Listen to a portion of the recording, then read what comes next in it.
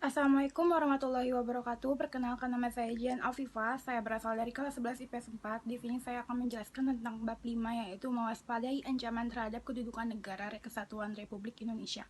Yang pertama itu ada menelaah ancaman terhadap integrasi nasional.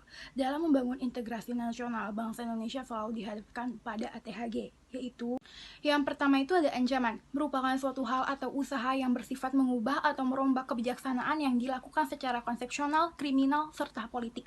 Yang kedua itu ada tantangan, merupakan suatu hal atau usaha yang bertujuan atau bersifat menggugah kemampuan. Dan yang ketiga itu ada hambatan, merupakan suatu hal atau usaha berasal dari diri sendiri yang bertujuan melemahkan atau menghalangi secara tidak konsepsional. Keempat, gangguan, merupakan usaha dari luar yang bertujuan melemahkan atau menghalangi secara tidak konsepsional.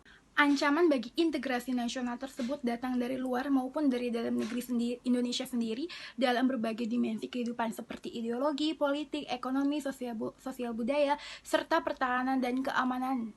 Ancaman tersebut biasanya berupa ancaman militer dan non-militer. Pertama, ancaman di bidang ideologi. Saat ini, kehidupan masyarakat Indonesia cenderung mengarah pada kehidupan liberal yang menekankan pada aspek kebebasan individual. Globalisasi ternyata mampu meyakinkan masyarakat Indonesia bahwa liberalisme dapat membawa manusia ke arah kemajuan dan kemakmuran. Akan tetapi, pada umumnya, pengaruh yang diambil justru yang bernilai negatif, misalnya gaya hidup yang diliputi kemewahan, pergaulan bebas, dan sebagainya. Kedua, ancaman di bidang politik. Dari luar negeri, ancaman di bidang politik dilakukan oleh suatu negara dengan melakukan tekanan politik terhadap Indonesia. Contohnya intimidasi, provokasi, atau blokade politik merupakan bentuk ancaman non-militer berdimensi politik yang seringkali digunakan oleh pihak-pihak lain untuk menekan negara lain. Ancaman yang berdimensi politik yang bersumber dari dalam negeri dapat berupa penggunaan kekuatan dalam bentuk pengarahan massa untuk menumbangkan pemerintah yang berkuasa. Bentuk lain yang digunakan adalah menggalang kekuatan politik untuk melemahkan kekuasaan pemerintah. Selain itu, ancaman separatisme merupakan bentuk lain dari ancaman politik yang timbul dari dalam negeri.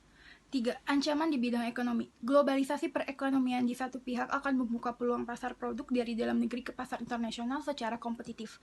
Sebaliknya juga, membuka peluang masuknya produk-produk global ke dalam pasar domestik. Hal tersebut tentu saja selain menjadi keuntungan juga menjadi ancaman bagi kedaulatan ekonomi suatu negara. Keempat, ancaman di bidang sosial budaya. Ancaman yang berdimensi sosial budaya dapat dibedakan atas ancaman dari dalam dan ancaman dari luar. Ancaman dari dalam didorong oleh isu-isu kemiskinan, kebodohan, keterbelakangan, dan ketidakadilan. Dan ancaman dari luar timbul sebagai akibat pengaruh negatif globalisasi, di antaranya sebagai berikut: munculnya gaya hidup konsumtif yang selalu mengkonsumsi barang-barang dari luar negeri, munculnya sifat hedonisme, adanya sikap individualisme, munculnya gejala westernisasi. Kelima, ancaman di bidang pertahanan dan keamanan. Ancaman militer adalah ancaman yang menggunakan kekuatan bersenjata dan terorganisasi yang dinilai mempunyai kemampuan membahayakan kedaulatan negara, keutuhan wilayah, dan keselamatan segenap bangsa. Yang kedua itu ada strategi mengatasi berbagai ancaman terhadap Ipolexes Bedahankan dalam membangun integrasi nasional. Yang pertama itu ada strategi mengatasi ancaman di bidang ideologi dan politik. Untuk mencapai hal tersebut, bangsa Indonesia harus segera mewujudkan hal-hal sebagai berikut. Yang pertama itu mengembangkan demokrasi politik. Yang kedua itu mengaktifkan masyarakat sipil dalam arena politik. Yang kedua itu ada strategi mengatasi ancaman di bidang ekonomi. Untuk mewujudkan hal tersebut, kiranya perlu segera diwujudkan hal-hal di bawah ini. Yang pertama itu, sistem ekonomi dikembangkan untuk memperkuat produksi domestik bagi pasar dalam negeri sehingga dapat memperkuat perekonomian rakyat. Yang kedua itu ada pertanian dijadikan prioritas utama karena mayoritas penduduk Indonesia bermata pencarian sebagai petani. Yang ketiga, strategi mengatasi ancaman di bidang sosial budaya. Dalam menghadapi pengaruh dari luar yang dapat membahayakan kelangsungan hidup sosial budaya, bangsa Indonesia berusaha memelihara keseimbangan dan keselarasan fundamental, yaitu keseimbangan antara manusia dengan alam semesta, manusia dengan masyarakat, manusia dengan Tuhan, keseimbangan kemajuan lahir, dan kesejahteraan batin.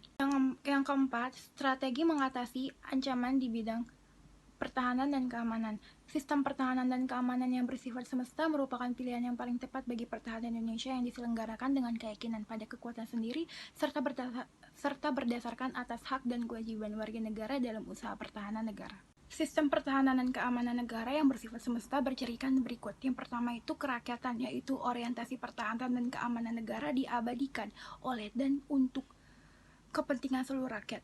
Yang kedua itu ada kemestaan yang seluruh sumber daya nasional didaya gunakan bagi upaya pertahanan.